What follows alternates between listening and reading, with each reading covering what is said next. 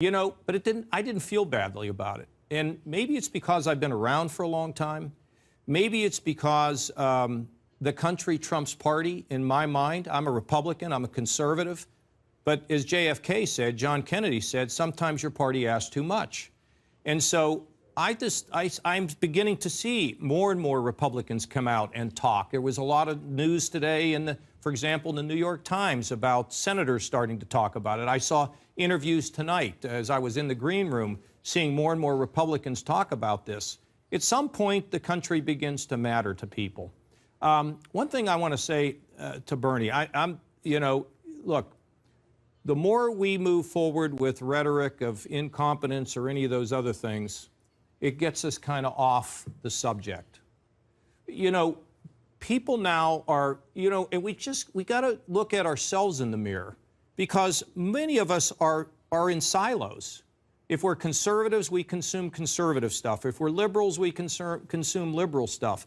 The only way to get through this is when we start thinking about the country and we start thinking about being a little bit more agreeable and being careful with the kind of words we use. Because I've seen when words have John, created big problems. I'm not going to apologize for the words that I use. In other words, look, I disagreed with George Bush all of the time. Right. I don't think George Bush is a strange guy.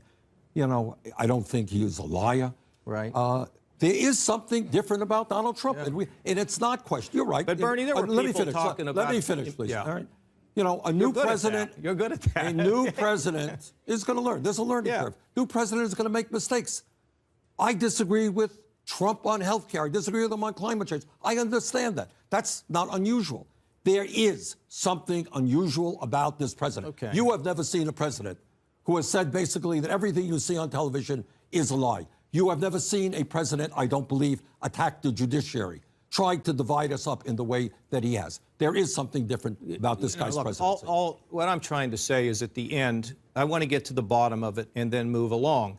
But I was there when I saw Republicans arguing that Barack Obama was not born in the United States and was a Muslim. I remember when Democrats wanted to impeach George W. Bush. There was a big thing, impeach Bush. You know, what I'm saying is, let's just, I guess it's like the old television show, just the facts, ma'am, just the facts. And when we get hyperbole put into it, I'm just saying to you, what Bernie, did I say was hyperbole? No, I'm saying, I'm not a psychiatrist, but maybe he's a little crazy or whatever. I didn't say, no, I'm not a psychiatrist. I did not make that diagnosis. Did you say you were a lawyer? Not a lawyer either. Okay. Well, that proves you're not a psychiatrist then. But, that's all. I gave you my view. I think this is you. a very different type of person. That's all.